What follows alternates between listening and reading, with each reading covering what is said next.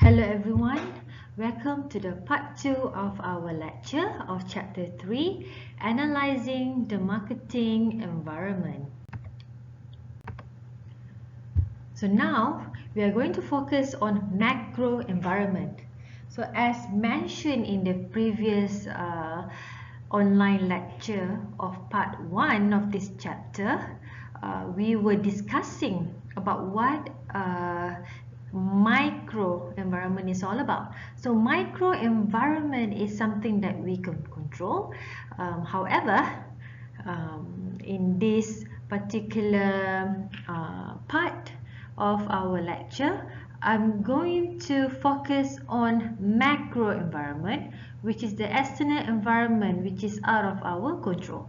Okay, based on this figure 3.2, these are the major forces in the company's macro environment. So we have demographic, economic, natural, technological, political, and cultural. Let's go in detail in the next slide. So the first force of macro environment, it talks about demographic environment. So what is demography? So demography basically is a study of human populations. For example, the size, density, location, age, gender, race, occupation, and other statistics. And demographic environment involves people, and people make up the market. And third, demographic trends include changing age and family structures, geographic population shifts, educational characteristics, and population diversity. So basically, demographic environment is out of marketers' control. I mean, we cannot control the human population. That is definitely is out of our control. For example, nobody has foreseen that the area in Negeri Sembilan, especially Nilai, is going to be high population among those who works in Kuala Lumpur, for example. Nobody has actually foreseen that is going to happen, right? It is beyond our control because of the economic conditions and also the high population in Kuala Lumpur that makes the property expensive. Thus, a lot of people who works in Kuala Lumpur prefers to buy properties in Nilai, Negeri Sembilan, because it is far cheaper. This is one of the aspect of demographic environment which is out of control of marketers. So how does this affect marketing's perspective? All right, demography. We will discuss this in the next slides. So demographic environment, example are those generations of people who categorize in different categories, right? For example, we have baby boomers born between 1946 to 1964. I'm sure some of your parents belong into this group. And then we have Generation X, all right, millennials, and also Generation Z, born after 2000. Demographic environment also consists of generational marketing, which is important in segmenting people by lifestyle or life stage instead of age. Because when we do segment people based on lifestyle or life stage, it is much clearer. For example, those baby boomers, they already paid off their properties. They are at the age where they want to go travel, cruising, for example. So the cruising industry can segment their business based on those people in their life stage. All right, and those in Generation X, for example. So Generation X, there are those people actually now already working, married, and have kids. So by doing segmenting based on generational marketing life stage, all right, it enables marketers to come up with a product that can customize to fulfill target customers' needs, wants, and demand. You YouTube is one of the good example of marketers using the generational marketing to target the right customer. For example, from the example here, it shows that nearly a third of teens watch YouTube more than Netflix. It is because teens don't have any money to subscribe to Netflix, Hulu, Hulu cables, Hulu, which the American can purchase. For us, in our perspective, is Netflix, and thus a lot of teens prefers to watch YouTube. So by knowing who is our target customers, for example, we are able to customize to their needs and then reach them. Right? I bet that if you notice when you watch YouTube channels, your favorite YouTube channels, you notice that there are some advert that is made for you to watch. Okay, that is one of the good example that marketers able to reach their target audience based on demographic environment, and they need to keep pace to the changes of demographic environment in order to sustain in business. Next example is when we talk about changing Asian family and changes in the workforce. Alright, this is one of the example of demographic environment which is out of marketers' control. By knowing these changes, it enables marketers to target the right segment. Alright, for example, changing Asian family. Now more and more people opt to get married much later in life, especially we can see in Asian culture, we are actually moving towards that direction. And thus, Pizza Hut, companies like Pizza Hut and also Domino's Pizza actually leverage on this. They have meal for one now. Back then, when family value is something that is cherished by the Asian family, a lot of times when we see the advertisement by Pizza Hut and Domino's Pizza on TV, we can see that their meal is a packaged meal for whole family. But because of these new changes in Asian family structure, where people tend to not to get married and have family, it is okay to eat alone. That's a trend now. Marketers leverage on this by having promotion for those who eat alone, after work and things like that. So this is a very good example of that. Next is changing in the workforce. Years back, it is quite rare to see women working in the workforce, but now it has been a norm where there are working moms, working women, and thus marketers are able to come up with new products such as this, whereby those working mom can cook everything, can cook everything in one pot. Okay, for example, see, by keeping pace on the changes of demographic environment, marketers are able to stay ahead of their competitors. Still under demographic environment, this example is based on American population, American perspective. We are going to look at Malaysian context. As mentioned just now, I've mentioned something about growing population in certain area in Negeri Sembilan. This is the example that I mentioned. Growing population in Serong Bantu and Nilai. More and more people works in KL and lives in these two areas. Alright. Definitely by knowing these changes, marketers can customize, by promoting the area, especially those in properties. Marketers in properties can promote it by knowing the changes of demography. Next is change in where people work. This is another example. TM, Telecom Malaysia, right now having a lot of promotion targeting those people who works from home. by offering fast internet connections and all that, because they know more and more people now telecommuting, and also they have a home office at home. So they change the way they do business. They change their promotional package by focusing on these two aspects, yeah, of demographic environment. Next, still under demographic environment, markets are becoming more diverse. Marketers need to be aware about these changes, especially in the international level.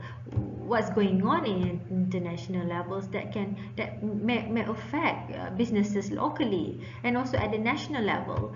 What is the trend in demography in national level? Like in this case, a lot of people moving away from Kuala Lumpur because of the price of the properties is more expensive and things like that. Ethnicity, there are more people in different ethnicities background, especially living in the city center, gay and lesbian and disabled people. By keeping pace to this different demographic environment, again and again, marketers are able to fulfill the demand, needs and wants of customers. Next, we talk about economic environment. So economic environment is also one of the aspects that is out of control of marketers. Yeah. For example, before this, we rarely heard of about Mr. DIY. All right, because of the of economic condition in Southeast Asia especially, it has forced people to be more prudent in spending, and thus Mr. DIY is thriving day by day in this economy. This is because even the high income, those middle income and also the poor prefers to go to Mr. DIY because it is cheap. They can get cheap items and also quality item at the same time. So Mr. DIY definitely understands the concept of economic environment by offering more products at a cheaper price, and thus they are able to thrive in the market. Changes in consumer spending. Definitely when we talk about economic environment, it is directly affects consumer spending. A lot of consumers right now, especially in this economic landscape, they prefer value marketing. Okay, so what is value marketing? It involves offering financially cautious buyers greater value, direct combination of quality and service at a fair price. This is why we can see that companies like IKEA and Mr. DIY is thriving out there. This is because they are offering value marketing to their target customers in this economy condition. Next, economic environment. Still under economic environment, there is another component that we're going to look at is the income distribution. Because of the pressure of the economic environment, which is out of control, we can see there is actually there are trends of the rich have grown richer, the middle class has shrunk, and the poor have remained poor. And marketers have studied this trend, and thus we can see that how Perodua, a local car brand, has leverage on this income distribution by coming up with a cheaper option especially for the lower income group to own a car, and thus we can see here Perodua Asia, or years back we have Perodua Kancil. Okay, which is right now is the cheapest car that we can find in Malaysia. This is one of the good way of marketers leveraging on economic environment.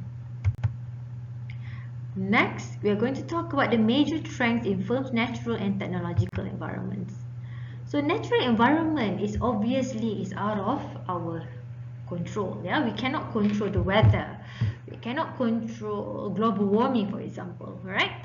So the definition here is that natural environment is a physical environment and natural resources that are needed as inputs by marketers or that are affected by marketing activities. So natural environment definitely can affect businesses because it is, the impact is huge.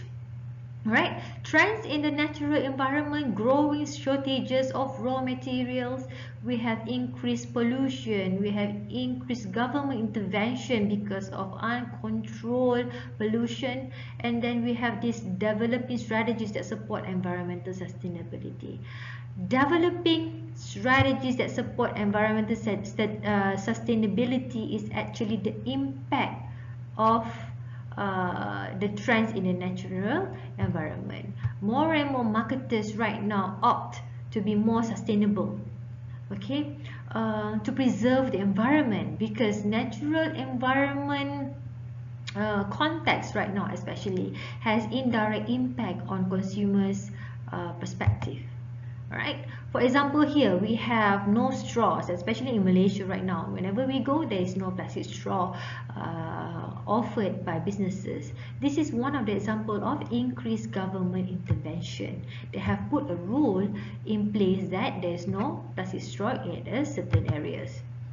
And then there's say no to single-use plastic bag. There is another example of government intervention, and marketers has to fulfill this obligation. Yeah, it is again out of our control. Natural environment, another context, another point that is highlighted here is the environmental sustainability.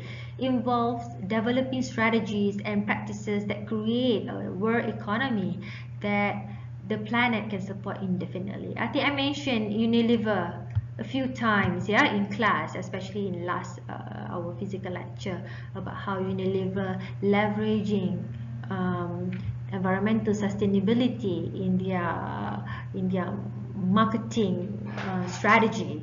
All right, as you can see here, in terms of Nike,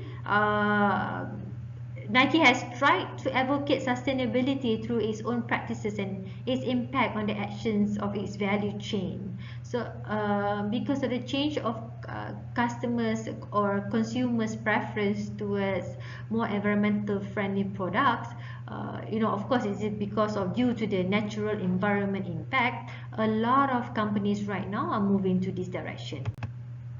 Next is technological environment. This is again out of our control. Technology change rapidly, and there is no way that we can stop innovation.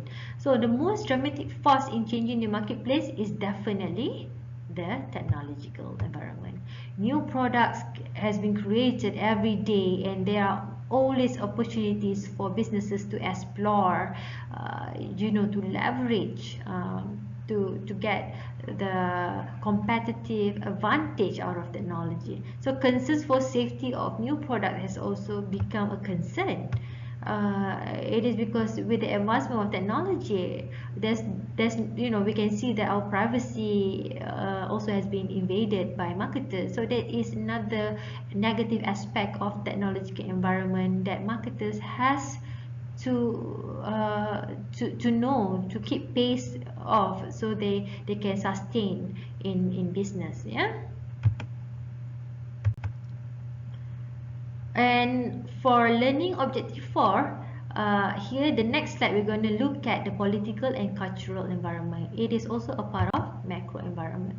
So political and social environment, again, it is also out of marketers' control. Yeah.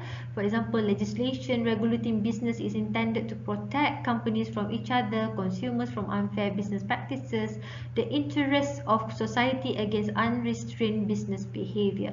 So how does political and social environment affect businesses? All right.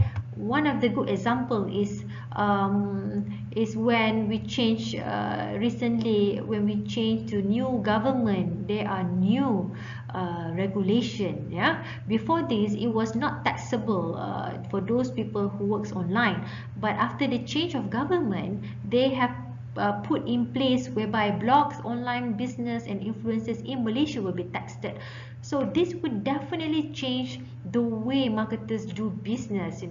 Before this it was not taxable, now it's taxable. Yeah, so this is out of our control. We wouldn't know, that one day we're going to change government and there's going to be new rules, and so on.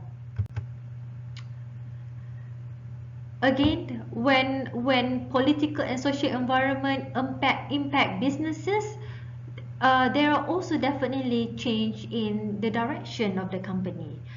Increased emphasis on ethics, socially responsible behavior. We can see a lot of customers right now, they only want to buy products from socially responsible companies. Yeah, and also cost related marketing. They're also looking for those companies, they prefer those companies that give back to society, and thus a lot of companies actually go into that direction. For example, Sunway University and also the Body Shop, they know by giving back to society they will definitely get a positive review, positive references from customers. Cultural environment, also it is out of our control. Okay, the cultural environment consists of institutions and other forces that affect a society's basic values, perceptions and behaviors. For example, in the Malaysian context, we have halal logo. All right, for those international companies that wants to operate in Malaysia, especially in food and beverages, they definitely have to be aware of the cultural environment in Malaysia, the cultural sensitivity in Malaysia, especially for the Muslims living in Malaysia. They are very particular when it comes to halal food, and thus it is very important for those international companies that operates in Malaysia to be aware of this cultural environment in order for them to thrive in business. Another aspect of cultural environment is the core beliefs and values. All right, and also there is secondary beliefs and values. Let's look at the core beliefs and values. Are persistent and are passed on from parents to children and are reinforced by schools, churches, businesses and government. Especially in Malaysia, we do have these strong core beliefs and values. Yeah, the example here is that women should be a housewife instead of a career woman. That is the core beliefs. Yeah, a lot of especially those from the religious school, this often highlighted by people in that context, highlighting the needs of women to be a stay-at-home mom, and should be a housewife. However, this type of cultural environment is changing rapidly. Yeah? Now there is actually an increase of secondary beliefs and values, whereby women is able to be a working mom, take care of their own kids, as well as do housework. So here the definition is secondary beliefs and values are more open to change and include people's view of themselves, others, organizations, society, nature and the universe. So secondary belief and values are open to change. This has been quite a popular trend, especially in Malaysia. Yeah, more and more women are working right now. They are leaving behind the core values. So this is the end of part 2. I hope all of you is clear about what is micro and macro environment, and I hope